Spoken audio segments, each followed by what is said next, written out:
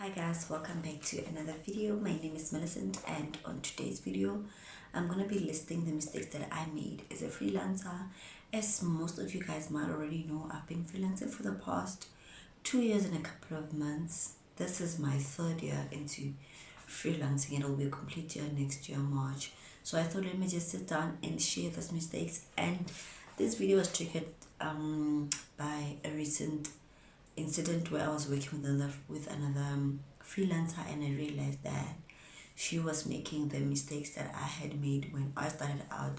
So I thought, why not just jot down from my personal experience the mistakes that I made and how I rectified them, just so I can just share a little insight and information on freelancing, because honestly there isn't a lot of information out there for young creatives. So I thought, why not just share my fumbles and flops with you guys, hoping that you guys will avoid them.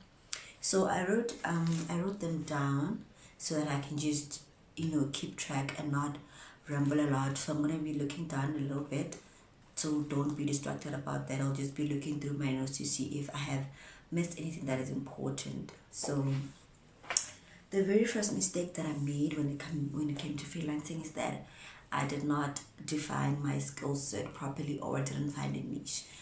The thing is, when I started freelancing, I didn't have a proper idea of what freelancing was, what it entails, how the whole thing works. I just jumped into it because I needed to make money very fast, and a good opportunity was in front of me. So I just grabbed it and I ran with it. So I was learning on the job. But the mistake that I did was that after that project, I still didn't go back to sit down and define what I'm good at and what kind of work I could do. I mean, you could be good at a million things, but you probably can't do all those million things at once. So I didn't sort out my niche, which was a problem because it meant I just did each and every job that came to me, and that leaves you with little time to actually do the work that is valuable and that is important for your growth as a creative person. So not to say that you won't be taking other ad hoc work, but I'm saying having a core service that you offer is good. I mean, every company has a core product or service that they offer. For instance, when we go to ShopRite, we're going there for food. Money Market is just something else that they do, but it's not their core business. So that is the whole point of having a niche, so you can be able to refine it and make it look even nice, and your skill set improving. It becomes a profession, you become an expert at some point. The second thing that I didn't do, and I need everybody who is freelancing to start doing this, is getting a service agreement or some sort of contract, any kind of document that stipulates the work that you're going to be doing, the period you're going to be doing the work for, the amount of money that is due, and the payment terms. I'll discuss that in another point, but these are very important clauses. And also determination of the contract. You just need a contract. Like when you get a full-time job, you get a job contract that stipulates your responsibilities, your remuneration, your leave days, the work policies, and what's or not. So a service agreement is just there so that it helps you as the freelancer not to do work that you're not going to be billing for, and it's also for the client to know what they can expect from you and hold you accountable for that. So it's for both parties. It's not just protecting you as the freelancer, but it's protecting the service provider the client as well, because when you don't have a service agreement in place, you're gonna do work that you're not gonna bill for, and you don't even know how to bill when you're starting freelancing. So you're just going to be doing a whole lot of work, working even after hours, and you're still not going to bill, and you don't know the performance indicators or like the expected results. Nothing is stipulated, so you're just walking in the dark, and it's not a good idea to work in the dark because you can't really measure the effectiveness and the goodness of the work that you're producing. So a service agreement is very important so that everybody knows for how long we're going to be working together, what am I expected to do, how is payment going to work. If someone chooses to back out of the project, what are the repercussions for doing that? You don't just want clients saying, I've decided to park this project for now. Okay, you've decided to park it, but you still owe me because according to our contract, this and this is what we agreed on. So just get there to protect yourself and also for your clients to know what they can expect from you, and what they can't expect from payment terms. This is one of the things that have set me back financially, and I feel like had I not made the mistake to not do my research, I would have, like, my finances would have been much better than they are now. But it's all good and well, because you know, we learn as you grow. So in terms of payment plans, you need to just do your research. In terms, there's South African organization for freelancers where you can just go. They have a template of costings, just give you a rough estimate to say, with so many years of experience, this is how much you can charge. This is how much what costs. For instance, they say that copywriting, you can charge from 50 cents per word, or you can just do the 350 hourly rate, and their flat rates and their hourly rate, and then, like, there are so many ways you can bill a client. But just do your research and find a method that works for you. And it's also important that you ask for a deposit upfront, because clients take us for a ride. I'm just gonna put it out there. When you're a freelancer, people think that you are desperate for money. They think you don't know what you're doing, in terms of, like, you don't know your worth in terms of money, you know. So they just take you for a ride. So do your research about the costings in South Africa, and take those costings and put the years of experience, and then determine how much you're supposed to be paid. And if someone says it's too much and you're not willing to negotiate, it's all good and well. They can find someone else who is cheaper, you know. But don't guys, don't underprice, because you will do so much work, and then when you see what other kids are charging, you are just like, you are just embarrassed with yourself. Because remember, when you're doing costing, you are not charging client just for the work. You're charging them for your time, for your skill set as well, and for the resources that you use. There's Wi-Fi involved, there are softwares that people use, you know. Even if you're using the free version, it's still your time, you understand? So bill your client accordingly. You must input all those costing into your fee, so that all those other things are paid, and then you can still have some money to take home. Because if you're gonna charge 500 and then you have to pay 450 for all the softwares you used, should I get 50 rand? What was the point? What was the reason? So I mean, you did all that work for 50 rands, which doesn't make sense. Don't do that to yourself. Do research when it comes to money, and always ask for a deposit, because clients will have you do work and then run away, or they'll give you the runaround, or they will park. Their most famous thing, I'm parking this project until further notice. So do get the deposit, so that you can use the deposit to pay for the resources you use. In case they decide to park, you can just be like, okay.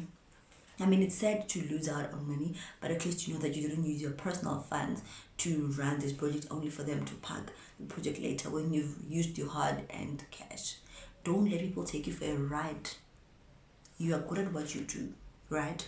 You've studied, you've gained experience, so this person must pay you. The same way they wouldn't go into ShopRite, take a pack of Bright Pack and say, I'll come pay when COVID is over. Don't let someone do that to the freelancer, to say, let's work together now, I'll pay you when my business picks up, unless you have a good relationship with them. But personally, I don't advise such things, because I've done them and they've backfired. So no, ma'am. Also, pro bono work, it was the pits for me. For me personally, it was the pits, because I liked taking on pro bono work. Okay, look, there's nothing bad with volunteering your time, you know, doing something good for somebody else, but it becomes a problem when the pro bono work takes more time than it needs to. In a day, you're working, let's say, 8 working hours. Typically it's 8 hours in South Africa, and you find that you're doing pro bono work for 5 hours, and that time that person is getting funding and sponsorship somewhere else, but they're not sharing the coin with you. My darling, pick your battles. Personally, pro bono is a battle I have decided to not fight anymore, because I've been there, done that, being burned. I don't want to do it again, you know. Now I'm about making coin. Okay. One other thing that is linked to money, undercharging so that you can get selected. I did this, I think, for 3 months, and I realized that this is some nonsense. I shouldn't do that. So undercharging is basically that you do know how much people charge, but you deliberately choose to undercharge because you want client to pick you instead of Millicent. And like I say, you end up with a zero, you end up with a negative. I mean, freelancing is a job. If it's a full-time job, or let's just say it's a job, if you're doing it, it means you're doing it for the money, and you need the money to work for you. So you can't go around doing all this work, investing your time, your resources, your creative juices, only to not make a profit.